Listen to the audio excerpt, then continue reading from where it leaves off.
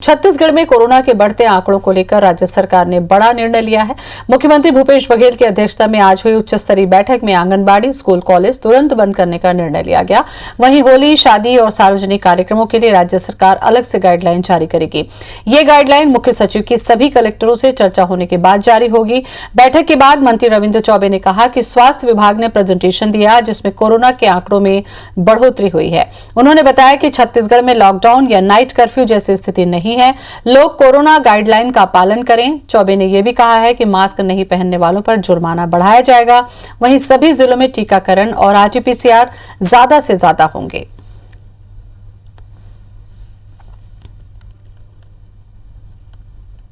अब हम लोग भी कोरोना के संक्रमण में 6वें पायदान में पहुंच चुके हैं। महाराष्ट्र अभी भी प्रथम पायदान में है और इसलिए जो कोरोना गाइडलाइन किस तरीके से और छत्तीसगढ़ में बनना चाहिए, इस पे काफ़ी विचार विमर्श हुआ है। दो तीन प्रमुख बातें आज निर्देश जारी हुए हैं। आंगनबाड़ी से लेकर स्कूल, कॉलेज, कोई भी जो थोड़ा भी अगर खुल रहे हैं तब कहीं संचालित नहीं होगा, बंद किए जाएंगे। और इसी खबर पर ज्यादा जानकारी के लिए हमारे साथ जुड़ रहे हमारे संवाददाता सौरभ सिंह परिहार। सौरभ, जानकारी दें इस खबर पर। बिल्कुल, देखिए आज मुख्यमंत्री ने उच्च स्तरीय बैठक बुलाई थी और बैठक कोरोना को लेकर किस तरीके से उपाय किए जा सकते हैं, रोकथाम क्या हो सकता है और इसको लेकर सभी जिलों की जो रिपोर्ट आई थी कि किन जिलों में कब से लेकर जो है पिछले 1 से 2 हफ्ते में कितने आ रहे हैं केस, दिन ब दिन बढ़ रहे हैं कि घट रहे हैं। ओवरऑल छत्तीसगढ़ के परिप्रेक्ष्य में देखें तो कहीं ना कहीं कोरोना के आंकड़े बढ़ रहे हैं और छत्तीसगढ़ उन 6 राज्यों में शामिल है जहां पर कोरोना के आंकड़े लगातार बढ़ रहे हैं। इन 6 राज्यों में 84% से ज़्यादा केसेस रोज सामने आ रहे हैं। तो ऐसे में राज्य सरकार के लिए काफ़ी ये चिंता का विषय है कि कैसे इन आंकड़ों को कम किया जा सके। इसलिए सबसे पहले तो जो खासकर यहाँ पे बच्चे रहते हैं और ये बच्चे प्रभावित ना हो, इसलिए सरकार ने यह निर्णय लिया है कि जो स्कूल, कॉलेज और आंगनबाड़ी जो अभी पिछले दिनों से खुल रहे थे, 9वीं से 12वीं तक के हो रहे थे, स्कूल खोले जा रहे थे, बच्चे छात्र जो है वहाँ पर जा रहे थे। वहीं आंगनबाड़ी भी जो है कुछ पालियों में बच्चों को बुलाया जा रहा था। इसी तरीके से कॉलेजों में भी जो है परीक्षाएं और क्लासेस शुरू हो गई थी। इन्हीं को लेकर जो है मुख्यमंत्री ने स्पष्ट रूप से निर्देश दिए हैं कि अब ये बंद रहेंगे जब तक कोरोना के आंकड़े कम नहीं होंगे। उसके अलावा यह भी देखा गया कि छत्तीसगढ़ में शादी का सीजन आ गया है और होली भी नज़दीक है, तो ऐसे सार्वजनिक कार्यक्रमों में के लिए गाइडलाइन तैयार की जाएगी और ये गाइडलाइन जो है 1 से 2 दिनों में आ जाएगी और इस गाइडलाइन के अनुसार ही होली मनाया जाएगा। और ये गाइडलाइन हमने पिछले भी देखा था कि केंद्र सरकार ने राज्य सरकारों को दिए थे।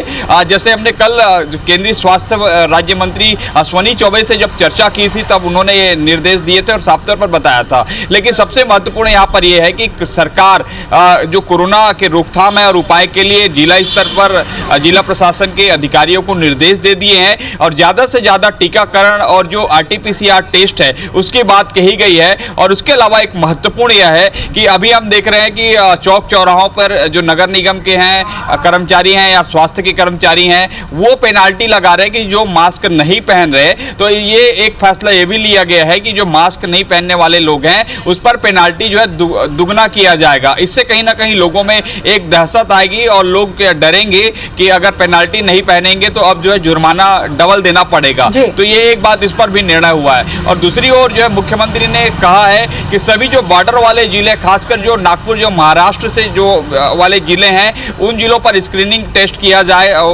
जाए ताकि वहां से जो माइग्रेट होकर यहाँ पर संक्रमण ना हो। अब देखने वाली बात होगी कि जो गाइडलाइन आने वाले हैं 102 दिनों के अंतर्गत सीएस सभी कलेक्टरों से बैठकर जो है चर्चा करेंगे, फिर ये गाइडलाइन जारी होगी। सौरभ, जिस तरीके से समारोह या भीड़ भाड़ वाले काम जैसे कि शादी ब्याह की बात हो जाती है, ऐसे में आपको लगता है कि वापस लिमिटेशन कर सकती है सरकार ताकि भीड़ ना बढ़े?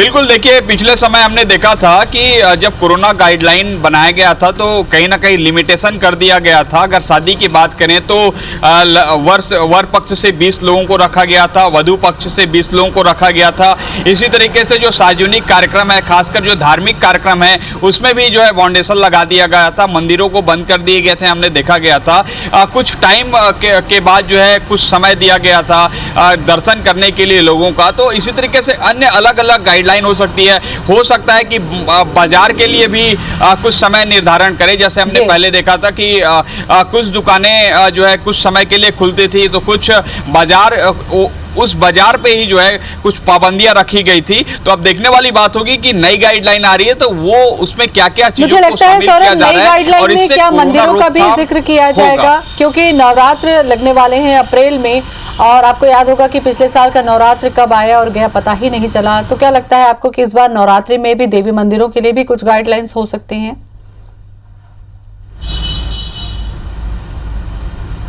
बिल्कुल, देखिए आपने ठीक कहा कि हमने देखा कि पिछले एक साल से जितने भी त्यौहार आए हैं वो सभी त्यौहार ऐसे रहे कि ये त्यौहार आए ही नहीं, या फिर आए तो पता ही नहीं चला लोगों को कि ये त्यौहार कब निकल भी गया। तो ऐसे में राज्य सरकार की पूरी कोशिश पहले यही है कि लोगों को कोरोना से बचाया जाए, और इसलिए जो है अगर जो भी धार्मिक कार्यक्रम आएंगे उन कार्यक्रमों के लिए एक नई जो है गाइडलाइन तैयार की जाएगी और उसी गाइडलाइन के तहत जो है लोगों को परमिशन मिलेगी। लेकिन अभी फिलहाल यही है कि छत्तीसगढ़ के लिए सुखद खबर यही है कि लॉकडाउन या नाइट कर्फ्यू जैसी स्थिति नहीं है। मुख्यमंत्री भूपेश बघेल और कृषि मंत्री रविंद्र चौबे ने स्पष्ट कह दिया है कि छत्तीसगढ़ में ये लॉकडाउन या नाइट कर्फ्यू नहीं होगा, क्योंकि हमने देखा है कि आर्थिक स्थिति काफी खराब होती है। जी चलिए, तो ये देखने वाली बात होगी कि स्ट्रिक्ट सरकार हो उसके पहले ही व्यक्तिगत सावधानी हमें बरतनी होगी। शुक्रिया आपका सौरभ जानकारी के लिए।